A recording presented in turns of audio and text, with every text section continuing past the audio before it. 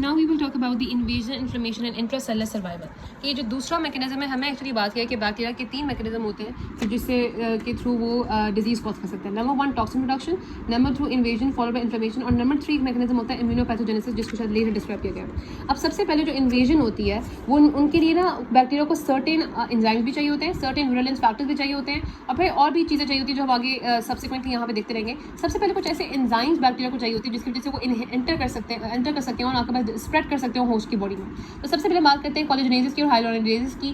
कोलेजनेसिस and hyaluronidase they make up our skin, they make up our subcutaneous tissue. तो subcutaneous tissue में invade करने के लिए उनके पास ये एंजाइम्स होते हैं जो कि कोलेजन को और हाइलोनेडेज को, हाइलोनिक एसिड को जो है वो डिग्रेड करेंगे. और स्ट्रेप्टोकोकस पायोजीन्स होता है जो कि इस एंजाइम को यूज़ करते हुए आपकी सबक्यूटेनियस टिश्यू में स्प्रेड करके सेलुलाइटिस कॉज करता है. सिमिलरली इनके पास कोएगुलेज जो है कुछ बैक्टीरिया के पास होता है जैसे स्ट्रेप्टोकोकस ऑरियस है और यर्सीनिया है.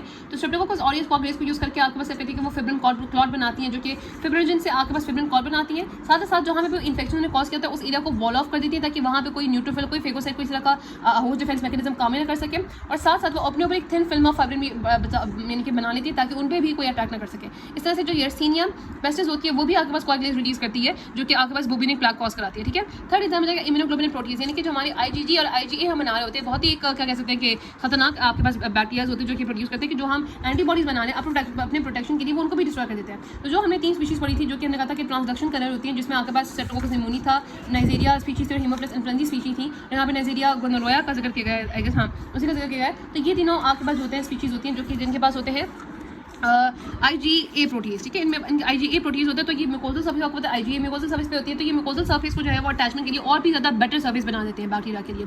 और जो आपका स्टेप आयोजीन होता है जी से आपको कि ये IgG की जो हैवी चेंज होती है उसको इनहिबिट करता है जिसकी वजह से ऑप्सोनाइजेशन और कॉम्प्लीमेंट एक्टिवेशन के चांसेस जो है वो कम हो जाते हैं. तो ये भी बड़ा अच्छा मैकेनिज्म है. तो ये आपके पास पहले एंजाइम प्रोडक्शन होगी, ये भी विरुलेंस फैक्टर्स ही होते हैं. कोलेजनेज हो गया, हाइलोनेडेज हो गया जो कि स्टेप आयोजीनेज प्रोड्यूस करता है, फिर कोएगुलेज जो कि स्टेप ए और यर्सीनिया पेस्टिस प्रोड्यूस करते हैं, इम्यूनोग्लोबुलिन प्रोटीज जो कि आपके पास ये 3 और साथ आपके पास स्ट्रेप्टोपाइजिन जो कि IgG को अटैक करता है. फिर उसके बाद हमने कहा था कि डिफरेंट विरुलेंस फैक्टर्स होते हैं. इसमें सबसे पहले आपके पास कैप्सूल एक बहुत इंपॉर्टेंट एंटी फेगोसाइटिक फैक्टर है क्योंकि कैप्सूल जो होता है वो भी पॉलीसेकेराइड से बना होता है. जो न्यूट्रोफिल्स है उनके पास भी पॉलीसेकेराइड होते हैं. तो ये दोनों आपके पास एक नेगेटिव चार्जेस एक दूसरे को रिपेल भी कर रहे होते हैं. साथ साथ ये होता है कि आपके पास उसको फेगोसाइटोसिस से उसको वो प्रोटेक्ट भी करता है. स्टेप निमोनी और नेजेरिया मेनिंजाइटिस की ऐसी स्पीशीज है जो कि पास कैप्सूल नहीं होगा तो वो नॉन पैथोजेनिक होगी. ठीक है. और कैप्सूल में अब यहाँ पे इसका ये काम हो सकता है कि आप जो है ना अभी देखो आप ये देखो कि आपकी जो स्ट्रेप निमोनी है और जो नाइजेरिया है और जो हीमोफिलस है इनकी वैक्सीन के अंदर कैप्सूल पॉलीसेकेराइड प्रेजेंट होती है. ठीक है. यानी कि उन्हीं के अगेंस्ट हमारी बॉडी एंटीबॉडी बनाए. उसमें फिर क्या होगा जब एंटी कैप्सूल एंटीबॉडीज बनती है तो फिर वो आपके पास ऑप्सोनाइजेशन कराती है यानी कि एंटी कैप्सूल एंटीबॉडी लेके कैप्सूल में बंद करेंगी. फिर वो जाके जो है ना वो उसकी डिग्रेडेशन को ससेप्टेबल कर देंगी. तो यहाँ पे ये मैकेनिज्म अप्लाई किया जाता है. अदरवाइज कैप्सूल एक बहुत अच्छा एंटीफेगोसाइटिक फैक्टर है. दूसरा एंटीफेगोसाइटिक फैक्टर है आपके पास जो सेल वॉल प्रोटीन्स होती हैं, खासतौर पे जो ग्राम पॉजिटिव के अंदर जो सेल वॉल प्रोटीन है जैसे आपके पास जो है वो स्ट्रेप्टोकोकस पायोजीन्स के पास M प्रोटीन है जो कि एंटीफेगोसाइटिक होती है और स्ट्रेप्टोकोकस ऑरियस के पास एक A प्रोटीन होती है. वो प्रोटीन A जो होती है ना वो आपके पास IgG के FC पोर्शन में जाकर बाइंड कर जाती है और वो ऑक्सीडाइजेशन नहीं होने देती. अब यहाँ पे कुछ विरुलेंस फैक्टर्स का डिस्कस किया गया. आपके पास इस तरह से पॉलीसेकेराइड कैप्सूल है, M प्रोटीन है, प्रोटीन A है, कैप्सूल है. साथ यहाँ पे प्रोटीन पिलाई भी आपके बहुत इंपॉर्टेंट और यहाँ पे येसिना पेस्टिस के पास जो है वो V और W प्रोटीन्स भी होती हैं. ठीक है. उसके बाद बात आती है कि थर्ड मैकेनिज्म होता है जो ल्यूकोसिडिन होते हैं. ल्यूकोसिड क्या होती है? They are pore forming toxins. ये क्या करते हैं कि न्यूट्रोफिल्स और मैक्रोफेजेस को डिग्रेड करते हैं बाय फॉर्मिंग पोर्स एंजाइम. ठीक है. एक एग्जांपल यहाँ पे है पेंटोन बेंटाइन ल्यूकोसिडिन प्रोटीन की वजह से प्रोड्यूस होता है स्ट्रेप ऑरियस. ठीक है. तो स्ट्रेप ऑरियस हमने याद रखना है कि प्रोटीन ए भी प्रोड्यूस करता है. स्ट्रेप ऑरियस जो है वो आपके पास कोएगुलेज भी प्रोड्यूस करता है. स्ट्रेप ऑरियस जो है वो पेंटोन बेंटाइन ल्यूकोसिडिन भी प्रोड्यूस करता है. तो हमारे पास एक समरी आ गई वेरिएंस फैक्टर्स की. उसमें कैप्सूल हो सकते हैं जो कि स्ट्रेप निमोनी, नाइजेरिया मेनिंजाइटिस और आपके पास हीमोफिलस इन्फ्लुएंजा प्रोड्यूस करते हैं. पिलाई प्रोटीन प्रोड्यूस करता है. एंजाइम में कोलेजनेज और हाइलोनेडेज जो कि प्रोड्यूस होते हैं by the Streptococcus pyogenes, coagulase by the strep A and Yersinia pestis और आपके पास IgG प्रोटीज जो कि आपको पता ही है कौन कौन से प्रोड्यूस करते हैं. यहाँ पे strep pyogenes, strep aureus. Cell wall protein आपके पास प्रोटीन M हो सकती है, A प्रोटीन हो सकती है, प्रोटीन W, ये W सकती है, ल्यूकोसिडिन जो कि पोर फॉर्मिंग टॉक्सिन होते हैं जिसमें पेंटोन वैलेंटीन ल्यूकोसिडिन है जो कि आपके पास जो है वो स्टेप ऑरियस प्रोड्यूस करता है. उसके बाद हमने कहा कि बैक्टीरिया जो है ना वो 2 तरह के इन्फेक्शन कॉज करते हैं. पायोजेनिक इन्फेक्शन और ग्रेनुलोमेटस इन्फेक्शन. पायोजेनिक इन्फेक्शन में पस प्रोड्यूसिंग होते हैं और इसमें ज़्यादा प्रीडोमिनेंट होते हैं न्यूट्रोफिल्स. जो ग्रेनुलोमेटस इन्फेक्शन होते हैं उसमें ग्रेनुलोमस बनते हैं लेकिन ये ज़्यादा प्रीडोमिनेंट नहीं होते. उनको जो है ना वो आपके पास यहाँ पे T सेल मैक्रोफेजेस प्रीडोमिनेट करते हैं. और यहाँ पे ओनली एग्जाम्पल यहाँ पे जो आपके पास पायोजेनिक थे ना उसमें जितने भी यहाँ पे एग्जाम्पल दिए गए थे आपके पास जो है वो strep pneumoniae, strep pyogenes, strep aureus, Neisseria meningitidis, Bacillus anthracis, Haemophilus influenzae, Klebsiella pneumoniae, Escherichia coli, Salmonella typhi, Yersinia pestis, ये सारे एग्जांपल थे आपके पास पस फॉर्मिंग इन्फेक्शन की. माइकोबैक्टीरियम ट्यूबरकुलोसिस ऐसे खाली वाहिद जो कि आपके पास ग्रेनुलोमेटस इन्फेक्शन कॉज कराता है. उसमें होता है ये वो कहते हैं कि सबसे पहले तो ये होता है ना कि यहाँ पे हमने कहा कि आपके पास सेल मीडिएटेड इम्यूनिटी एक्टिवेट होती है, T सेल एक्टिवेशन होती है, मैक्रोफेज एक्टिवेट होते हैं. मैक्रोफेज बहुत सारे बैक्टीरिया को डिस्ट्रॉय कर देते हैं. लेकिन अगर कोई बैक्टीरिया मैक्रोफेज में सर्वाइव करता है, सर्वाइव में बल्कि बैक्टीरिया मैक्रोफेज में ग्रो करना शुरू हो जाता है तो यहाँ पे ग्रेनुलोमा फॉर्मेशन होती है. अब यहाँ पे कुछ ऐसे बैक्टीरिया होते हैं जो कि इंट्रासेलुलर सर्वाइवल के जिनके पास इंट्रासेलुलर सर्वाइवल की कैपेबिलिटी होती है, जिनके पास ऐसे इंपॉर्टेंट एट्रीब्यूट्स होते हैं जो कि उनको इंट्रासेलुलर सर्वाइव करने में हेल्प करे। इंट्रासेलुलर पैथोजन होते हैं जो कि most commonly granulomatous lesion cause करेंगे। तो हमने देखा कोई बात नहीं कि अगर आपके पास पॉइजनिंग बहुत ज़्यादा है तो हम किसी और तरीके से ग्रेनुलोमेटस लेजन जो है वो कॉज कराते हैं। इसमें आप नमूने कह सकते हो H&M-LLB। H&M में आपके पास हिस्टोप्लाज्मा है, M से माइकोबैक्टीरियम ट्यूबरक्लोसिस है, L से आपके पास लिस्टीरिया और लेजनाला है, और B से ब्रुसेल्ला स्पीशीज है। ये सारी वो स्पीशीज है जो कि आपके पास ग्रेनुलोमेटस इन्फेक्शन कॉज करती है बाय इन्वेजिंग इंट्रासेलुलरली। अब आपको उसको कैसे डिफरेंशिएट करना है? क्लैमिडियम रिकेट्सिया, क्लैमिडियम रिकेट्सिया भी इंट्रासेलुलर होते हैं, लेकिन आपको पता है क्लैमिडियम रिकेट्सिया को हम माइक्रोबियल कल्चर में ग्रो करेंगे, लेबोरेटरी में ग्रो करेंगे तो ग्रो नहीं कर देंगे। ये सारे आपके पास लेबोरेटरी में ग्रो करेंगे तो ये ग्रो कर जाएंगे, ठीक है। तो इंट्रासेलुलर जाने का मकसद ये होता है कि एक ऐसी प्रोटेक्टिव नीश मिल जाए जहाँ से एंटीबॉडी और न्यूट्रोफिल के अटैक से ये बचे रहे, ठीक है। अब इसके 3 तरह के मैकेनिज्म हो सकते हैं। नंबर 1 ये मैकेनिज्म होता है कि आपके पास जो फेगोसोम होता है ना, जैसे फॉर एग्जांपल आपके पास यहाँ पे बैक्टीरिया है, तो बैक्टीरिया जो है बंद आएगा तो फेगोसोम में आ जाएगा। तो सबसे पहले मैकेनिज्म होता है कि ये फेगोसोम के लाइसोसोम की इनहिबिशन को की जो फ्यूजन है ना उसको रोकेगा, क्योंकि आपको पता है कि जब से पहले कोई भी फेगोसोम होता है तो फेगोसोम के आगे साथ लाइसोसोम आता है और उसको डाइजेस्ट करने की कोशिश करता है। तो it will actually cause the inhibition of the fusion of the lysosome with the phagosome, number 1। Number 2, it will cause the inhibition of the acidification of the phagolysosome which will cause the inhibition activation of the lysosomal enzyme, ठीक है। Acidification ना हो ताकि आपके पास lysosomal जो enzyme है inhibition of the acidification of the phagosome so that आपके पास लाइसोसोमल एंजाइम की डिग्रेडेड एक्टिव कैपेसिटी लूज हो जाए। ये जो पहले तो मैकेनिज्म है इसको माइकोबैक्टीरियम और माइकोबैक्टीरिया और उसको लेजनाला यूज करते हैं। जो लास्ट मैकेनिज्म ये होता है कि फेगोसोम से एस्केप करके साइटोप्लाज्म में आ जाए, वहां पे कोई डिग्रेडेटिव एंजाइम होते नहीं तो उसमें लिस्टीरिया ये मैकेनिज्म यूज करता है, ठीक है। उसके बाद हमने कहा कि आपके पास एक्चुअली ये जो बैक्टीरिया होते हैं ऐसे नहीं आते। बैक्टीरिया जब आपके पास सेल पे लगते हैं तो बैक्टीरिया के पास कुछ प्रोटीन्स होती है इन्वेसिन जिनको कहते हैं, और हमारे सेल के अंदर भी प्रोटीन होती है जिसको यहाँ पे कहते हैं integrin family of the transmembrane endogen molecules. तो ये इंटेग्रिन और इन्वेसिन का एक कह सकते हैं कि एक इंटरेक्शन होता है जिसकी वजह से बैक्टीरिया अंदर आता है। यहाँ पे एक्टिन माइक्रोफिलामेंट्स की वजह से वो अंदर आ जाता है। अंदर आके आपको पता है कि जो वैक्यूल्स में हो सकता है फेगोसोम में हो सकता है, या फिर वो आपके पास फेगोसोम के सबब यहाँ पे वो सेल में जा सकता है, या फिर वो एक सेल से दूसरे सेल में माइग्रेट भी कर सकता है। जो आपके पास होता है ना लिस्टीरिया मोनोसाइटोकिन्स, वो क्या कहते हैं कि वो अपने ऊपर आपके पास एक्टिन फिलामेंट के एग्रीगेट्स बना लेते हैं जिसको यहाँ पे स्लिंग शॉट कहते हैं, और वो वहाँ से भी माइग्रेट करते हैं सेल टू सेल और एक्टिन रॉकेट की फॉर्म में करते हैं, ठीक है। उसके बाद कुछ होती है आपके पास यर्सिनिया आउटर मेम्ब्रेन प्रोटीन्स। ये जो योप्स होती हैं, जो यर्सिनिया आउटर मेम्ब्रेन प्रोटीन्स होती हैं, ये यर्सिनिया के पास होती है। एक डिफरेंट मैकेनिज्म होता है जो कि ना अगेन क्या करेगा कि it will act as a virulence factor और ये इनहिबिट करेगा invasion of the human cell को। इसमें क्या होता है कि आपके पास ये जो योप्स होती हैं ये भी इनहिबिट करती है फेगोसाइटोसिस को और मैक्रोफेजेस को कि वो अटैक करें। उसके अलावा ये सेल प्रोडक्शन को भी इनहिबिट करती है। फॉर एग्जांपल आपके पास एक यर्सिनिया पेस्टिस पास होता है योप जे का करता है कि it cleaves the J cell को, it will cleave the signal transduction protein which is required for the formation of the TNF, ठीक है। तो ये आपके पास यर्सिनिया आउटर प्रोटीन्स होती है। उसके बाद हमने कहा कि एक्चुअली जितने भी बैक्टीरिया जिनके पास ये सारे मैकेनिज्म्स होते हैं, जिनके पास एडेसेंस होते हैं, जिनके पास इन्वेसेंस होते हैं, जिनके पास एक्सोटॉक्सिन होते हैं, उनके पास एक होता है पैथोजेनिसिटी आइलैंड्स, जहाँ पे ये सारे जो जीन्स इन सभी चीज़ों को इनकोड करिए तो एक साथ ही भरे हुए होते हैं। पैथोजेनिसिटी आइलैंड जो है वो पैथोजेनिक बैक्टीरिया में ही होते हैं, जैसे ग्राम नेगेटिव रॉड्स हो गए, E coli, Salmonella, Shigella, Pseudomonas, Vibrio coli, और ग्राम पॉजिटिव कोकाई होगी, Streptococcus pneumoniae. Non pathogenic organism में आपके पास ये पैथोजेनिसिटी आइलैंड्स नहीं होंगे, ठीक है। अब लगता है कि पैथोजेनिसिटी आइलैंड्स हैं वो क्रोमोसोम के और प्लाज्मिन के वो पार्ट हो गए जहाँ पे ये सारे विरुलेंस फैक्टर को कोड करने वाली जो जीन्स होगी वो इकट्ठी बैठी होंगी। उसके बाद हमने बताया कि जितना बैक्टीरिया जब आपके पास कॉलोनाइज कर जाएगा, मल्टीप्लाई कर जाएगा, फिर उसके बाद यहाँ पे वो ब्लड में एंटर करेगा, ब्लड से वो पूरी बॉडी में स्प्रेड कर जाएगा। जहाँ जहाँ भी रिसेप्टर्स उस बैक्टीरिया के ज़्यादा होंगे वो वहाँ पे ज़्यादा इफेक्ट करेगा। जैसे आपको पता है कि वो ब्रेन में वो कहते हैं कि ब्रेन न्यूरॉन्स में ज़्यादा रिसेप्टर्स होते हैं, वो ब्रेन को ज़्यादा इफेक्ट करता है। अब ब्लड ब्रेन बैरियर जो होता है ना वो आपके पास सिर्फ ये होता है कि जो हाइड्रोफिलिक आयनाइज्ड चार्ज ड्रग्स होते हैं वो से पास नहीं कर सकती। ब्लड ब्रेन बैरियर जो है वो इन ऑर्गेनिज्म को नहीं रोकता। फिर हमने लास्ट में बात की कि 2 ऐसे ऑर्गेनिज्म होते हैं जो कि इन्फ्लेमेटरी डिजीज कर सकते हैं, डिप्थीरिया और सूडोमोनास। 2 ऐसे डिजीज़ हैं जो कि आपके पास बैक्टीरिया कॉज करते हैं जो कि इन्फ्लेमेटरी डिजीज़ होते हैं। इसको हम कहते हैं कि इन्फ्लेमेटरी लेजेंड्स होती हैं, डिप्थीरिया और सूडोमोनास कोलाइटिस। डिप्थीरिया में और सूडोमेम्ब्रेनस कोलाइटिस में होता है कि आपके पास एक्चुअली सूडोमेम्ब्रेन्स ऐसी बनती है जो कि थिक येलोइश ग्रेइश एक्सुडेट होती हैं जो कि म्यूकस मेम्ब्रेन के ऊपर लग जाती हैं थ्रोट के केस में डिप्थीरिया में, और आपके पास कोलोन में पूरी सूडोमेम्ब्रेनस कोलाइटिस में, और आपके पास वो जो आगे उसको हम सूडोमेम्ब्रेनस इसलिए कहते हैं क्योंकि मेम्ब्रेन के स्ट्रक्चर को ऑल्टर कर देती है, ठीक है। नॉर्मल मेम्ब्रेन जो है उसको यहाँ पे एनाटॉमिकल स्ट्रक्चर से ऑल्टर कर देती हैं, such as the temporary membrane and the placental membrane. तो अब आपने दूसरा मैकेनिज्म आपको पता है कि एक्सोटॉक्सिन प्रोडक्शन होती है, मतलब टॉक्सिन प्रोडक्शन होती है जिसमें एक्सोटॉक्सिन और एंडोटॉक्सिन प्रोड्यूस होते हैं, ठीक है। सबसे पहले इन दोनों में हम डिफरेंसेस देख लेते हैं कि आपको पता है कि जो एक्सोटॉक्सिन होता है वो आपके पास सर्टेन जो है ना उसको gram negative gram positive bacteria दोनों स्पीशी बनाती है, जबकि यहाँ पर सिर्फ सेल वाला ग्राम नेगेटिव ये प्रेजेंट होता है। और एक्सोटॉक्सिन जो है वो खुद बैक्टीरिया से सिक्रीट होता है, जबकि ये सिक्रीट नहीं होता। जब सेल डाई कर जाता है तो आपके पास ये उनकी सेल वॉल से निकल जाता है। इसके नीचे पॉलीपेप्टाइड होती है, इसके नीचे लाइपोपॉलीसेकेराइड होती है। इसकी जो जेनेटिक्स की लोकेशन होती है वो प्लाज्मिड में या बैक्टीरियोफेज में बैक्टीरियल क्रोमोसोम होती है। आपके पास एंडोटॉक्सिन से बैक्टीरियल क्रोमोसोम होता है। दूसरा एक्सोटॉक्सिन बहुत टॉक्सिक होता है, इसकी 9 माइक्रोग्राम की डोज भी फेटल होती है, जबकि यहाँ पे 100 माइक्रोग्राम रिक्वायर्ड होते हैं किसी भी डिजीज को कॉज करने के लिए। क्लिनिकल इफेक्ट इसके वेरियस इफेक्ट इसके आपके पास फीवर और शॉक है, इसकी वेरियस मोड्स ऑफ एक्शन है। इसकी जो है वो आपके पास मोड्स ऑफ एक्शन में TNF और इंटरल्यूकिन 1 है। फिर एंटीजेनिसिटी में इसमें हाइड्रेटेड एंटीबॉडीज बनती है जिसको हम एंटीटॉक्सिन कहते हैं। यहाँ पे पोर एंटीजेनिक एंटीबॉडीज बनती है। अब मैं कि जो लिपिड ए कंपोनेंट होता है ना वो पोरली एंटीजेनिक है, लेकिन वो बहुत ज़्यादा पैथोजेनिक है। लेकिन जो पॉलीसेकेराइड कंपोनेंट है वो आपके पास एक बहुत स्ट्रॉन्गली एंटीजेनिक कंपोनेंट है, लेकिन वो पैथोजेनिक नहीं है। तो इसलिए पॉलीसेकेराइड के अगेंस्ट एंटीबॉडीज बनती हैं, लेकिन आपने वो भी डायग्नोस्टिक पर्पसेस के लिए यूज़ होती हैं। वो कोई आपके पास जो है ना वो इन्फेक्शन को कंपेयर करने के लिए यूज़ नहीं होती। उसके बाद एंटीजेनिसिटी में यह हाईली एंटीजेनिक है, ठीक है। मैंने ऑलरेडी बता दिया यहाँ पे एंटीटॉक्सिन बनती है, यहाँ पे नहीं बनती। वैक्सीन्स में टॉक्सॉइड्स होती है। टॉक्सॉइड्स क्या होती है कि एक्चुअली वो एक्सोटॉक्सिन जिनको मॉडिफाई किया जाए कि जिनकी पैथोजेनिसिटी को ऑल्टर कर दिया जाता है और उनकी एंटीजेनिसिटी को मेंटेन कर दिया किया जाता है और पैथोजेनिसिटी ऑल हो सकती है हीट से या फिर फॉर्मेल्डिहाइड से या एसिड से, और इम्यूनोजेनिसिटी को मेंटेन किया जाता है, उनको टॉक्साइड्स कहते हैं। तो टॉक्साइड जो है एज अ वैक्सीन यूज होते हैं। इसके अलावा आ जाते हैं, अच्छा ये जितनी भी होती है ना हीट लेबाइल होती है, यानी कि ये हीट पे सर्वाइव नहीं करती, they are destroyed rapidly 60 degree Celsius except for Staphylococcus aureus enterotoxin, क्योंकि ये जो है ना वो सर्वाइव कर जाता है, ठीक है। ये आप ध्यान रखना कि आपके पास जो फूड होता है ना ये उसके तो कुक फूड में भी प्रेजेंट होता है, और कुक फूड में जब ये प्रेजेंट होता है तो इसका मैकेनिज्म ये होता है कि जब फॉर एग्जाम्पल इसका हमने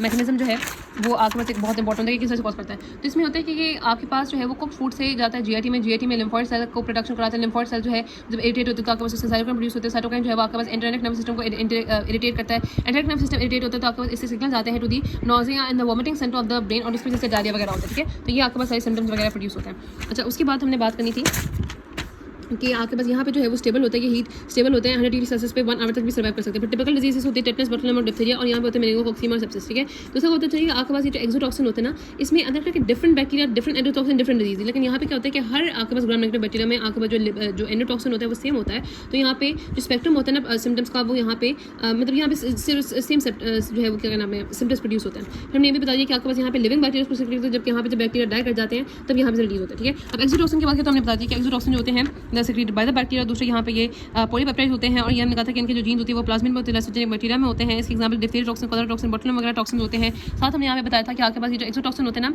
ये बहुत ज़्यादा टॉक्सिक होते हैं, इनकी फेटल डोज 1 माइक्रोग्राम तक होती है। दूसरा क्योंकि ये प्रोटीन होती है प्रोटीन ज़्यादा अच्छे एंटीजन होते हैं, जो लिपिड है वो एक एंटीजन ही होते हैं, प्रोटीन बहुत अच्छे एंटीजन होती हैं, तो उनके ये सब एंटीटॉक्सिन पर अच्छे से बना सकते हैं। और आपके पास यहाँ पे इसी तरह से इनकी प्रिवेंशन के लिए हम वैक्सीन भी बना सकते हैं टॉक्साइड्स में, जिसमें ऐड कर सकते हैं। टॉक्सिन में हम ये कहते हैं कि उसके पैथोजेनिक कंपोनेंट को हीट से या फॉर्मेल्डिहाइड से एसिड से डिस्ट्रॉय कर देते हैं, उनकी एनर्जेसिटी मेंटेन रखते हैं। इनका जो स्ट्रक्चर होता है वो होता है एबी सब यूनिट। एबी सब यूनिट इस तरह से होता है कि जो ए होता है आउटर यूनिट होता है जिसकी टॉक्सिक एक्टिविटी होती है, तो भी होता है वो बाइंडिंग में हेल्प करता है। जहाँ भी वो सेल जिस सेल पे भी जाके बाइंड करेगा उस सेल पे भी जाके अपनी स्पेसिफिक साइट पे अटैक करेगा। जैसे जो बोटुलिज्म टॉक्सिन होता है ना वो जाके न्यूरो मस्कुलर जंक्शन पे आ करता है, क्योंकि जिसका 20 सेगमेंट है उसके रिसेप्टर जो है वो motor end of the junction पे होता है, ठीक है। ये बोटुलिज्म टॉक्सिन की बात करिए इंपॉर्टेंट ने कहा। इसके बाद यहाँ पे अगर जो एबी सब यूनिट होते हैं वो डिप्थीरिया टॉक्सिन है, टेटनस टॉक्सिन है, बोटुलिज्म टॉक्सिन है, कॉलरा टॉक्सिन है, और यहाँ पे एंटरोटॉक्सिन इक्वल है जो कि इंपॉर्टेंट एबी स्ट्रक्चर होता है। अपने कि जो डिप्थीरिया टॉक्सिन होता है ना आपको पता है कि अटैक को करता है थ्रोट पे, लेकिन वो वहाँ से माइग्रेट भी कर सकता है, जाके माइग्रेटिस भी कॉज करता है। टेटनस टॉक्सिन वैसे अटैक करता है जहाँ भी आपके पास वुंड होता है वहाँ पे सोल से आ जाए, लेकिन आपको पता है जाके स्पाइनल कॉर्ड के न्यूरॉन को भी डिस्ट्रॉय कर सकता है। फिर जो ए सब यूनिट होता है उसका करना क्या होता है कि ए सब यूनिट का डिफरेंट मैकेनिज्म ऑफ एक्शन होता है। एक मैकेनिज्म ऑफ एक्शन होता है ADP ribosylation, it will catalyse the attachment of the ADP ribose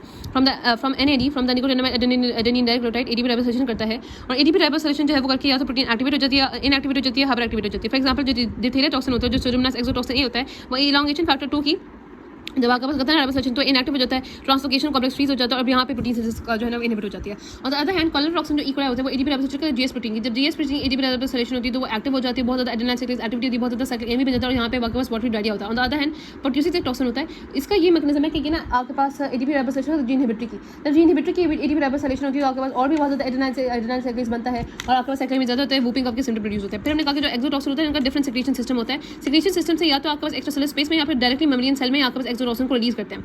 हमने कहा था कि आपके पास एक्चुअली जो है ना ये 6 तरह के डिफरेंट सिक्रीशन सिस्टम होते हैं, जिसमें टाइप 3 सबसे इंपॉर्टेंट जिसको हम इंजेक्टोसोम कहते हैं। इंजेक्टोसोम में दो चीज़ होती है, एक मॉलिक्यूलर लाइक आपके पास एक मॉलिक्यूलर सिरिंज सी एक चीज़ होती है, और साथ ट्रांसपोर्ट पंप्स होते हैं। और मॉलिक्यूलर सिरिंज और ट्रांसपोर्ट से बड़े इफेक्टिवली क्या होता है कि जाके डायरेक्टली मेम्ब्रेन सेल के अंदर आपके पास जो है वो बैक्टीरिया ट्रांसपोर्ट होता है, जिसकी वजह से हम कहते हैं कि बहुत ज़्यादा विरुलेंट स्पीशीज होती हैं। तो आपके पास यहाँ पे सुडोमोनास एजुनोजा, उसके अलावा यर्सीनिया, और यहाँ पे शिगेला और इकोलाई साल्मोनेला वही स्पीशीज होती है जो कॉज कराती है।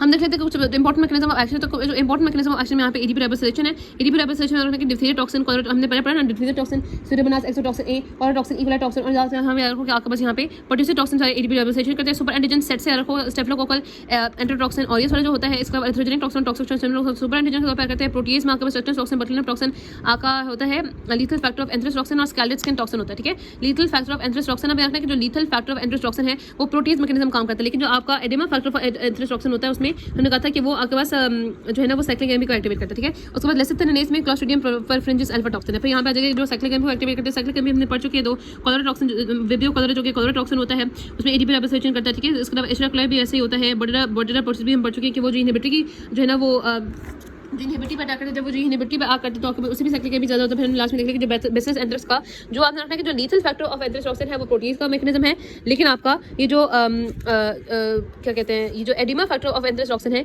ये जी साइक्लिक को एक्टिवेट करता है। उसके बाद यहाँ पे डिफरेंट ग्राम पॉजिटिव बैक्टीरिया को बताया कि उसका क्या मैकेनिज्म होता है। जैसे आपको पता है कि डिप्थीरिया टॉक्सिन होता है, ठीक है, जो कि कॉनी बैक्टीरियम डिप्थीरिया से रिलीज होता है, तो वो आपको पता है कि वो आपके पास प्रोटीन सिंथेसिस जो है इनहिबिट करता है by the inactivating the elongation factor 2, ठीक है। इसके अलावा जो न्यूरोटॉक्सिन जो आपके पास टेटनस टॉक्सिन और बोटुलिज्म टॉक्सिन होता है वो न्यूरोटॉक्सिक होता है, क्योंकि वो आपके पास इनहिबिट करता है the release of the neurotransmitters, ठीक है। और जो टॉक्सिन नॉन टॉक्सिन होता है वो सुपर एंडोजन होता है, वो बहुत ज़्यादा साइटोकाइन रिलीज करता है हेपेटाइटिस मैक्रोफेज से। कॉनिबैक्टीरियम निथ्री का अगर मैकेनिज्म एक्शन देखो तो सिंपल सा यहाँ पे ये है कि कॉनिबैक्टीरियम निथ्री आपके पास रेबोसिलेशन कराती है ना एलोंगेशन फैक्टर 2 की, उसकी वजह से क्या होता है कि आपके पास दो जगह पे वो मेनली अटैक करती है। थ्रोट में जो है ना वो सूडो मेम्ब्रेन फॉर्मेशन कराती है, आपको होता है ठीक है सी ग्रेज सी मेम्ब्रेन बन जाती है जो कि इस मेम्ब्रेन को कवर कर देती है, वो सूडो सी फॉल्स सी मेम्ब्रेन लग रही है, ऐसी मेम्ब्रेन लगनी नहीं लगती, उससे यहाँ पे मायोकार्डाइटिस वो कॉज कर देती है। एक्सोटॉक्सिन की एक्टिविटी में ऑलरेडी बताती है कि दो चीज़ें डिपेंड करती है, फ्रैगमेंट ए पे फ्रैगमेंट बी पे। फ्रैगमेंट ए जो है अमाइनो टर्मिनल से ड्राइव होता है, ठीक है। उसके बाद यहाँ पे पहले एक्टिव नहीं होता, वो बाद में एक्टिव होता है। पहले हमने कहा था कि टॉक्सिन सिंथेसाइज होता है सिंगल पॉलीपेप्टाइड के तौर पर, उस पर नॉन टॉक्सिक होता है। फिर हमने कहा था कि एक्टिव सेल उसके बाद मास्क होती है, फिर उसके बाद मॉलिक्यूल है वो क्लीव होता है, फिर मॉडिफाई होता है दो पॉलीपेप्टाइड में, ठीक है। पहले वो नॉन सिंगल पॉलीपेप्टाइड होता है, फिर वो दो पॉलीपेप्टाइड में आपके पास होता है और उसमें वो एक्टिव बन जाता है। फ्रैगमेंट ए जो है वो कहते हैं उसमें यहाँ पे हमारा टर्मिनल एंड से ड्राइव होता है, उसके पास यहाँ पे एक्टिविटी होती है जो कि हमने कहा था कि एनएडी से जो है वो आपके पास एडीपी देता है, उसको यहाँ पे उसको इनहिबिट करते हैं। कार्बोक्सी टर्मिनल पे आपके पास होते हैं फ्रैगमेंट बी। जो फ्रैगमेंट बी होता है ना वो क्या करेगा कि आपके पास उसकी बाइंडिंग करेगा on to the human cell, ठीक है। और ह्यूमन सेल पे बाइंडिंग करेगा और यहाँ उसके पास फ्रैगमेंट ए की जो उसकी उसकी जो मूवमेंट होती है उसको करेगा। वो कहते हैं कि एलोंगेशन फैक्टर E2 के लिए स्पेसिफिक वो क्यों है, क्योंकि इसके अंदर होता है बेस एक होती है अमाइनो एसिड जो हिस्टीडीन की मॉडिफिकेशंस होती है डिप्थामाइड, तो वो इसके लिए स्पेसिफिक होता है। फिर हमने कहा था कि कोई ऐसी टिश्यू स्पेसिफिसिटी होती नहीं है, तो आपके पास ये जो एलोंगेशन फैक्टर प्रोटीन सिंथेसिस जो सारे सेल में हो रही होती है, सिर्फ ये होता है कि प्रोकैरियोटिक प्रोटीन और माइटोकॉन्ड्रियल प्रोटीन सिंथेसिस में एक्ट नहीं करता। इसके अलावा हमने कहा था कि आपके पास फ्यू आवर्स में सेल को किल कर देगा। इसकी जो जीन होती है वो होती है टॉक्स जीन, और ये टॉक्स जीन होती है जो कि होती है बीटा फेज में, यानी कि आपके पास सिर्फ वो कोनिबैक्टीरियम डिप्थरी के लाइसोजेनाइज्ड इंडिविजुअल मतलब लाइसोजेनाइज्ड बैक्टीरियाज जो कि लाइसोजेनाइज्ड होंगे विद द बीटा फेज, यानी कि जिसके पास टॉक्स जीन थी सिर्फ वही अफेक्ट करेंगे, क्योंकि नॉर्मली थ्रोट के अंदर कोनिबैक्टीरियम डिप्थरी के जो नॉन लाइसोजेनाइज्ड वेरिएंट्स होते हैं वो प्रेजेंट होते हैं जो कि ये डिजीज कॉज नहीं कर सकते, ठीक है, जब तक उन पे बीटा फेज वाला जो है एक्टिंग करे। और लाइसोजेनिक कन्वर्जन ये होती है कि आपके पास a process by which the bacteria acquire new traits when the lysogenized with the bacteriophage, ठीक है, जिसमें ट्रांसलेशन प्रोसेस होता है। और दूसरा कहते हैं कि जो टॉक्स जीन की एक रेगुलेशन होती है वो होती है बाय द आयरन अगर मीडियम में प्रेजेंट होगा, तो जैसे आयरन की कंसंट्रेशन ज्यादा होती है तो आयरन रिप्रेसर कॉम्प्लेक्स मतलब वो आपके पास टॉक्सिन को इनहिबिट कर देगा। Move on towards other toxins, इसमें सबसे पहले उसके बाद यहाँ पे जिक्र किया गया टेटनस टॉक्सिन का। Tetanus toxin Clostridium tetani produce करता है और ये एक न्यूरोटॉक्सिन होता है, यानी कि ये न्यूरॉन्स पे एक्ट करता है। एक्चुअली ये क्या करता है कि ये आपके इनहिबिटरी न्यूरोट्रांसमीटर के रिलीज को कम करता है, जिसकी वजह से मसल रिलैक्सेशन होती है। मतलब यहाँ पे जिन न्यूरॉन्स की जिन इनहिबिटरी न्यूरोट्रांसमीटर्स की वजह से मसल रिलैक्सेशन हो रही थी ये उनकी रिलीज को कम कर देता है, यानी कि इसका डबल नेगेटिव इफेक्ट है कि इनहिबिटरी न्यूरोट्रांसमीटर की रिलीज को इनहिबिट कर देना या डिक्रीज कर देना, जिसकी वजह से फिर स्पेसिफिक मसल कॉन्ट्रैक्शन होती है, जिसकी वजह से उनको टेटनोस्पैस्मिन भी कहते हैं। और इसमें दो पॉलीपेप्टाइड चेन्स होती है जिसको प्लाज्मिड डीएनए इनकोड करता है। एक हेवी चेन होती है जो कि गैल्यूसाइड ऑन द न्यूरल मेम्ब्रेन में बाइंड होती है, और एक लाइट चेन होती है और वो बाइंड होती है ऑन द प्रोटीज। वो उस प्रोटीज को डिग्रेड करती है, एक्चुअली वो उस प्रोटीज को डिग्रेड करती है जो कि रिस्पॉन्सिबल होता है ग्लाइसिन और गैबा यानी कि इनहिबिटरी न्यूरोट्रांसमीटर के रिलीज के लिए। ये जो टॉक्सिन है हमने रखना कि जब आपके पास जहाँ पे होता है ये वुंड साइड पे, लेकिन उस वुंड साइड से ये रिट्रोग्रेड एक्सोनल ट्रांसपोर्ट से या ब्लड स्ट्रीम से चला जाता है intestinal neuron of spinal cord में, इंटरस्टिशियल और उनके एंटीओहॉर्न के न्यूरॉन में, फिर वहाँ जाके ना ये वॉलंटरी मसल की कन्वर्सिव कॉन्ट्रैक्शन कॉज करता है। इसकी वजह से आपको लॉक जॉ का एक फिनोमेना नजर आता है जिसमें जॉ और नेक के मसल जो है वो लॉक हो जाते हैं कॉन्ट्रैक्शन की वजह से। बोटुलिनम टॉक्सिन जो है वो क्लॉस्ट्रिडियम बोटुलिनम से रिलीज होता है, ये भी एक न्यूरोटॉक्सिन है, लेकिन आपने पढ़ा होगा ये हमने ये अक्सर एनएस में पढ़ा हुआ होता है कि आपके पास बोटुलिनम टॉक्सिन जो होता है ना वो एसिटाइलकोलिन के रिलीज को इनहिबिट करता है। किस तरीके से कि ये प्री सिनेप्टिकली जो सिंटैक्सिन प्रोटीन्स होती हैं जो कि आपकी वेसिकल एसोसिएट मेम्ब्रेन प्रोटीन्स होती है वेसिकल एसोसिएट एक होती है साइनोट्रोसोम एसोसिएटेड, तो ये इन सिंटैक्सिन को डिस्ट्रॉय कर देता है, जिसकी वजह से वो जो वेसिकल एसोसिएट मेम्ब्रेन प्रोटीन होती है और जो उसकी मेम्ब्रेन की प्रोटीन्स होती है न्यूरल मेम्ब्रेन की वो आपस में कॉन्टैक्ट नहीं कर पाती और ना ही एसिटाइलकोलिन रिलीज हो पाता है, तो ये सिंटैक्सिन को डिस्ट्रॉय कर देती है। इसमें भी दो पॉलीपेप्टाइड बॉन्ड होते हैं जो कि डाइसल्फाइड बॉन्ड से जुड़े होते हैं। फिर हमने बताया कि इतना रखना है कि ये 1 माइक्रोग्राम डोज भी बहुत लीथल है, फ्लैशर पैरालिसिस कॉज कर देगी। खास तौर पे जब पैरालिसिस हो जाता है ना रेस्पिरेटरी मसल का, तो उसी वक्त डेथ हो जाती है उस बंदे की। तो इसमें हमने कहा कि आपके पास 1A से लेकर F तक सीरोटाइप्स होते हैं, A, B, E, F सबसे इंपॉर्टेंट है और यहाँ भी it is encoded by plasmid और it can be encoded by temperate bacteriophage या फिर बैक्टीरियल क्रोमोसोम। नेक्स्ट आता है क्लॉस्ट्रिडियम डिफिसिटी। क्लॉस्ट्रिडियम डिफिसिटी जो है इसके दो एक्सोटॉक्सिन होते हैं, एक्सोटॉक्सिन ए और एक्सोटॉक्सिन बी। और आपको पता होना चाहिए कि सूडोमेम्ब्रेनस कोलाइटिस एक क्लॉस्ट्रिडियम जो है वो डिफिसिटी कॉज कराता है। एक और आपके पास हम देखेंगे कि सूडोमेम्ब्रेनस कोलाइटिस जिसमें हो रहा था। तो खैर यहाँ पे कहते हैं एक्सोटॉक्सिन ए होता है, बी होता है। एक्सोटॉक्सिन ए जो होता है वो एंडोटॉक्सिन होता है जो कि वाटरी डायरिया कॉज होता है। एक्सोटॉक्सिन भी एक साइटोटॉक्सिक होता है, साइटोटॉक्सिन होता है जो कि डैमेज करता है कोलोनिक म्यूकोसा और एक्चुअली में सूडोमेम्ब्रेन्स बनाता है। एक्सोटॉक्सिन ए बी दोनों ग्लूकोसिल ट्रांसफरेज होते हैं जो कि मॉडिफाई करते हैं हमारी सिग्नल ट्रांसडक्शन प्रोटीन रो जीटीपेज को। और एक्सोटॉक्सिन बी क्या करती है कि ये ग्लाइकोसाइलेशन जब ये करती है तो इसकी वजह से आपकी जो एक्टिन मॉलिक्यूल्स होती है उनकी डिसएग्रीगेशन होती है साइटोस्केलेटन में, जैसे वो डिसएग्रीगेट करते हैं आपके पास अपोप्टोसिस हो जाती है, सेल डेथ हो जाती है। फिर हमने कहा कि क्लॉस्ट्रिडियम परफरेंजेस उसके मल्टीपल टॉक्सिन होते हैं। क्लॉस्ट्रीडियम परफरेंजिस हो या फिर वो आपके पास क्लॉस्ट्रीडियम की स्पीशीज जो कि गैस गैंग्रीन कॉज कराती है, उसके मल्टीपल टॉक्सिन होते हैं। इसमें आपके पास क्लॉस्ट्रीडियम में एक अल्फा टॉक्सिन होता है जो कि एक लेसिथिनेज होता है। लेसिथिनेज का मतलब है कि सेल मेम्ब्रेन क्या होता है, सेल मेम्ब्रेन में लेसिथिन होता है, आपके पास फॉस्फेटिड्स के अंदर लेसिथिन प्रेजेंट होता है, तो उसको हाइड्रोलाइज करके वो सेल मेम्ब्रेन की डिस्ट्रक्शन कॉज करा के वाइडस्प्रेड सेल डेथ कॉज कराता है। इसके अलावा हमने कहा 5 और एंजाइम्स होते हैं जिसमें आपके पास कोलिनेजेस, प्रोटीएजेस, हाइड्रोलाइजेस और डीएनेजेस इनके पास होते हैं। और इसके अलावा बहुत सारे इनके पास लीथल टॉक्सिन्स होते हैं जो कि ह्यूमोलिटिक हो सकते हैं, नेक्रोटाइजिंग हो सकते हैं। उसमें यह है कि क्लॉस्ट्रीडियम परफरेंजिस की ऐसी जो एंट्रोटॉक्सिन होता है ना, एक एंट्रोटॉक्सिन की स्पीशीज जो कि वाटरी डायरिया कॉज कराती है और वो एक सुपर एंटीजन होता है। उसके बाद हमने बात की कि आपके पास जो बेसिलस एंथ्रेक्स होते हैं उसके भी 3 टॉक्सिन होते हैं, एडिमा फैक्टर, लीथल फैक्टर और प्रोटेक्टिव फैक्टर। हमने पहले भी पढ़ा था कि जो एडिमा फैक्टर होता है वो आपके पास जीएस के थ्रू काम करता है, साइक्लिक एमबी को एक्टिवेट करता है। जो लीथल फैक्टर होता है वो एक प्रोटीज है। अब एडिमा फैक्टर का काम ये कि एक्चुअली वो एडेनालेट साइक्लेज है, वो इंक्रीज करता है साइक्लिक एमबी की कंसंट्रेशन को। जब साइक्लिक एमबी की कंसंट्रेशन रेज होती है ना, तो आपके पास ये होता है कि उसकी वजह से प्रोटीन काइनेज एक्टिवेट होते हैं, जिसकी वजह से फॉस्फोराइलेशन होती है क्लोराइड चैनल की, तो क्लोराइड चैनल तो खुल जाता है और बहुत ज़्यादा क्लोराइड लॉस हो जाता है। उसकी वजह से वाटर भी लॉस हो जाता है और टिश्यू एक्स्ट्रासेलुलर टिश्यू स्पेस में जो है ना वो एडिमा हो जाता है। लीथल फैक्टर एक प्रोटीज है जो कि डिस्ट्रॉय करता है आपके पास एक फॉस्फोकाइनेज को, जो कि उन सिग्नल ट्रांसमिशन पाथवे में इन्वॉल्व होती है जो कि सेल ग्रोथ कर रही होती है। जब सेल ग्रोथ की सिग्नल ट्रांसमिशन पाथवे काम नहीं करते फॉस्फोकाइनेज ना होने की वजह से, तो ऑब्वियसली सेल डेथ हो जाती है और फेलियर हो जाता है सेल ग्रोथ का, तो उसको यहाँ पे ये लीथल फैक्टर की वजह से होते हैं। इनके अलावा इसका प्रोटेक्टिव एंटीजन क्या करता है कि वो एंटी करा देता है, एक्चुअली एक पोर बनाता है सेल मेम्ब्रेन के अंदर और वो एंटी करा देता है इन दोनों फैक्टर्स की, लीथल फैक्टर और एडिमा फैक्टर के इनटू द सेल। लेकिन उसको प्रोटेक्टिव एंटीजन इसलिए कहते हैं क्योंकि इसकी जो एंट्री होती है ना, इसको हम ब्लॉक कर सकते हैं, एंटीबॉडी से इसको जो है वो ट्रीट किया जा सकता है और इसके अगेंस्ट यानी कि एंटीबॉडीज बनाई जा सकती हैं जो कि हमें डिजीज को प्रिवेंट करने में हेल्पफुल होंगी, जिसकी वजह से हम इसको प्रोटेक्टिव एंटीजन कहते हैं। फिर जैसे आपका टॉक्सिन शॉक सिंड्रोम, टॉक्सिन जो आपका होता है टॉक्सिक शॉक सिंड्रोम टॉक्सिन, एक सुपर एंटीजन होता है। क्या कहते हैं डायरेक्टली जाके बाइंड कर जाता है आपके एमएचसी के ऊपर, जो एमएचसी 2 सेल्स होता है ना जो कि आपके एंटीजन प्रेजेंटिंग सेल पे लगे होते हैं, उन पे डायरेक्टली जाके बाइंड कर जाता है, डायरेक्टली बाइंड करके विदाउट इंटरनल प्रोसेसिंग। और आपने रखना है कि without even T cell specificity. Super antigen का कॉन्सेप्ट ये होता है कि टी सेल स्पेसिफिसिटी को छोड़ के, सारी चीज़ों को छोड़ के ये डायरेक्टली जाके बाइंड करता है एमएचसी के पास। उसके बाद क्या होता है कि जब ये सुपर एंटीजन को मकसद ये होता है कि आपके पास बहुत ज़्यादा साइटोकाइन रिलीज हो, जब बहुत ज़्यादा खासतौर पर इंटरलॉकिन 1 और 2 और टीएनएफ रिलीज होते हैं, तो उसके बाद टॉक्सिक शॉक के आपको साइन नजर आते हैं। स्टेफिलोकोकल एंट्रोटॉक्सिन जो है वो भी एक सुपर एंटीजन है, लेकिन आपने रखना है कि लोकलाइज है क्योंकि जाके इंटेस्टाइन पे आ करता है। और खास तौर पर आपने रखना है कि जो आपके पास स्टेफिलोकोकस ऑरियस होता है उसके एंट्रोटॉक्सिन होता है जो कि कंटामिनेटेड फूड में प्रेजेंट होता है, फूड पॉइजनिंग कॉज करता है। 1 to 6 आवर्स में ना आफ्टर इंजेक्शन हो जाती है। इसमें हमने पढ़ा था कि जो कस्टर्ड फिल्ड पेस्ट्रीज होती हैं, जो टूना फिश एग सैलेड होता है, उनमें ये खास तौर पर प्रेजेंट होता है। और इसका यहाँ पे ये मैकेनिज्म होता है कि अगर फॉर एग्जांपल कोई शादी से है, उसका कोई वहाँ पे ठंडा कोट सैलेड खाते तो कोट सैलेड में ये स्टैफ ऑरियस होता है, तो शादी से वापस आके फॉर एग्जांपल आपको जो होता है ना उस वक्त वॉमिटिंग डाल या तबीयत खराब होती है, तो वो स्टैफ ऑरियस की वजह से ही होती है। अब स्टैफ ऑरियस का यही आपके पास हमने कहा मेन सिम्टम इसमें होती है वॉमिटिंग और वाटरी डायरिया। और इसका मैकेनिज्म ये होता है कि एक्चुअली इंटेस्टाइन में जब इसने जाके आके ना, तो इंटेस्टाइन में बहुत ज़्यादा साइटोकाइन्स हो गए, उन साइटोकाइन्स की वजह से जो आपका मतलब आपके पास लिम्फोकाइन्स की वजह से बहुत ज़्यादा साइटोकाइन्स बने, साइटोकाइन्स की वजह से ईएनएस इरिटेट हुआ, ईएनएस की इरिटेशन की वजह से उसने सिग्नल भेजे सीएनएस में आपके वॉमिटिंग सेंटर को, जिसकी वजह से वॉमिटिंग हुई। उसके बाद होता है एक्सफोलिएटेंट। एक्सफोलिएटेंट आप जानते हैं कि ये स्टैफ ऑरियस का ही है। स्टैफ ऑरियस का हमने देखा होगा कि स्टैफ ऑरियस के हमने बहुत सारे पढ़े हैं। स्टैफ ऑरियस का हमने देखा कि टॉक्सिक शॉक सिंड्रोम टॉक्सिन जो होता है ना, वो भी आपके पास प्राइमरीली स्टैफ ऑरियस की स्ट्रेन्स प्रोड्यूस करते हैं और कुछ आपके पास स्टैफ स्पाइरोजेनिस के होते हैं। तो ये toxic shock syndrome toxin, staphylococcal एंट्रोटॉक्सिन और ये जो एक्सफोलिएटेंट है, ये सारे स्टैफ ऑरियस रिलीज कर रहा है। इसके अलावा ये एक्सफोलिएटेंट को कहते हैं स्कैल्डिंग स्किन टॉक्सिन है। इसमें होता है ये कि ये एक ऐसा टॉक्सिन है जो कि ना डेस्मोग्लिन, जो कि आपके डेस्मोसोम्स ऑफ स्किन में होता है, उसको जो है वो कर देता है ये डिस्ट्रॉय, जिसकी वजह से आपकी जो स्किन है ना वो सुपरफिशियल उसके उतने लगती है, जिसकी वजह से इसको एपिडर्मिलिटिक भी कहते हैं। उसके बाद होता है पैंटोन वैलेंटाइन ल्यूकोसिडिन। हमने पढ़ा था कि जो ल्यूकोसिडिन पैंटोन वैलेंटाइन खासतौर पर ल्यूकोसिडिन है, ये एक पोर फॉर्मिंग टॉक्सिन है जो कि मेथिसिलिन रेजिस्टेंट स्टैफ ऑरियस बनाते हैं। और ये यही इस तरह से होता है कि WBC को स्किन को सबक्यूटेनियस टिश्यू को जो है वो डिस्ट्रॉय करता है, जो कि 2 इसी तरह से सबीनेस होते हैं और 2 सबीनेस जो है वो असेंबल करके आपके पास सेल मेम्ब्रेन के ऊपर अंदर एक पोर बना देते हैं। फिर एरिथ्रोजेनिक टॉक्सिन होता है जो कि अगेन स्टेपाइजोनिस प्रोड्यूस करता है।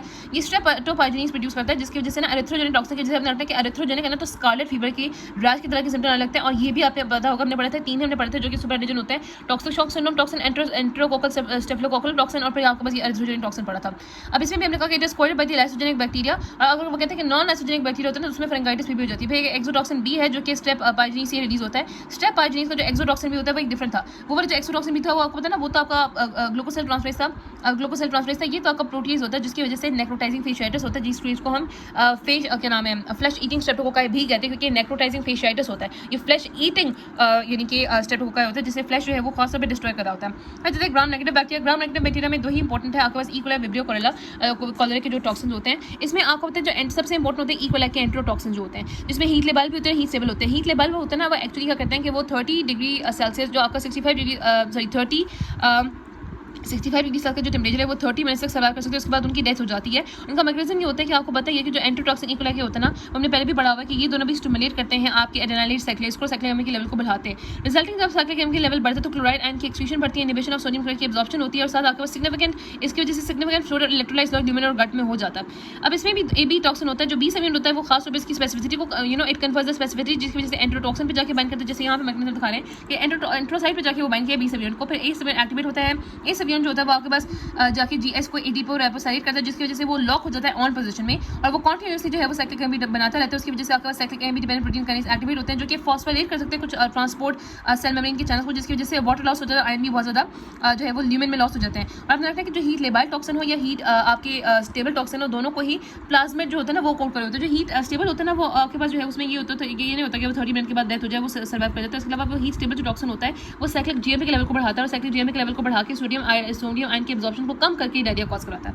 उसके बाद कहते हैं शुगर टॉक्सिन। शुगर टॉक्सिन भी बहुत इंपॉर्टेंट है। शुगर टॉक्सिन प्रोड्यूस होता है by the strains of the equal जो O157 और 87 स्टीरियोटाइप के होते हैं और ये कॉज करता है एंटेरोहेमोरेजिक स्ट्रेन्स होते हैं जो कि ब्लडी डायरिया कॉज कराते हैं। यहाँ पे तो आपके पास हमने कहा था ना कि नॉन ब्लडी वाटरी डायरिया होता है, जो शुगर टॉक्सिन है वो ब्लडी डायरिया कॉज करा रहा होता है और ये यूजुअली होता है अंडर कुक मीट में, स्पेशली जो हैमबर्गर फूड रेस्टोरेंट्स वगैरह में होते हैं। और इसको शुगर टॉक्सिन इसलिए कहते हैं क्योंकि ये जो आपका ई कोलाई इस वाली स्ट्रेन का टॉक्सिन है ना, ये बहुत ज़्यादा शिगेला डिसेंट्री के टॉक्सिन को डिसेबल कर रहा होता है। इसका मैकेनिज्म ये होता है कि ये ग्लाइकोसिडेज होता है। ग्लाइकोसिडेज एक्चुअली काम इसका ये होता है कि आपके पास एक एडेनिन जो कि 28S राइबोसोमल सबयूनिट में होता है, जो कि 28S राइबोसोमल आरएनए में होता है, जो कि 50S राइबोसोमल सबयूनिट में होता है, एक एडेनिन को रिमूव करता है ताकि प्रोटीन सिंथेसिस ब्लॉक हो जाए। अब हमने कहा कि इसकी भी जो आपके पास इनकोड होती है बाय टेम्परेट लाइसोजेनिक बैक्टीरियोफेज ही इनकोडिंग होती है। अब ये जो शुगर टॉक्सिन होता है ना, ये ह्यूमोलिटिक यूरेमिक सिंड्रोम कॉज कर सकता है। इसके जो रिसेप्टर्स होते हैं शुगर टॉक्सिन के वो आपके पास ग्लोमेरुलस में प्रेजेंट हो सकते हैं या स्मॉल वेसल में प्रेजेंट हो सकते हैं और वहाँ पे जब ये अटैक करेगा और सेल को डिस्ट्रॉय कर देगा तो आपके पास माइक्रो एंजियोपैथिक ह्यूमोलिटिक एनीमिया हो सकता है और रीनल फेलियर भी हो सकता है। फिर उन्होंने कहा कि जो सिप्रोफ्लॉक्सिन एक ऐसे एंटीबायोटिक जब हम देते हैं तो किसी को कोई भी इंडिविजुअल है वो ह्यूमोलिटिक यूरेमिक सिंड्रोम को ज़्यादा प्रीडिस्पोज हो जाते हैं। जो विब्रियो कॉलरा और बैसिलस, उसके बाद हम आ जाते हैं कि जो एबी एंटीटॉक्सिन होता है ना, विब्रियो कॉलरा के बैसिलस सीरियस के हीट लेबाइल टॉक्सिन की तरह होते हैं, यानी कि उनका सारा यही काम होता है किसी तरीके से साइक्लिक एमबी को एक्टिवेट कराया और आपके पास क्लोराइड को बाहर निकाला, सोडियम को अंदर नहीं जाने दिया और सारे बाहर लॉस कर दिया। तो इनका ये मैकेनिज्म होता है। इसके अलावा एक पर्ट्यूसिस टॉक्सिन हमने पढ़ा था। जो पर्ट्यूसिस टॉक्सिन होता है हमने कहा था कि उसके दो मैकेनिज्म, एक मैकेनिज्म तो हमें पढ़ा था, दूसरा हम यहाँ पे पढ़ने लगे। एक मैकेनिज्म तो ये था ना कि ये जीन इनहिबिटरी को जो है उसकी डीपी रेबोसेशन को एक्टिवेट करता है, जिसकी वजह से जो ये स्टिमुलेटी है वो ओवर पावर हो जाता है, बहुत ज़्यादा साइक्लिक एमबी बनता है और उसकी वजह से वूपिंग आपके सिम्टम्स आते हैं। दूसरा मैकेनिज्म ये होता है कि जितने भी केमोकाइंस के सिग्नल ट्रांसमिशन पाथवे होती है उनको इनहिबिट करता है। जब वो इनहिबिट हो जाते हैं तो लिम्फोसाइट जो होता है ना वो लिम्फोइड टिश्यूज के अंदर नहीं जा पाते, उसकी वजह से लिम्फोसाइटोसिस हो जाती है। इसके दो मैकेनिज्म होते हैं। अब हम पढ़ेंगे एंटीटॉक्सिन्स।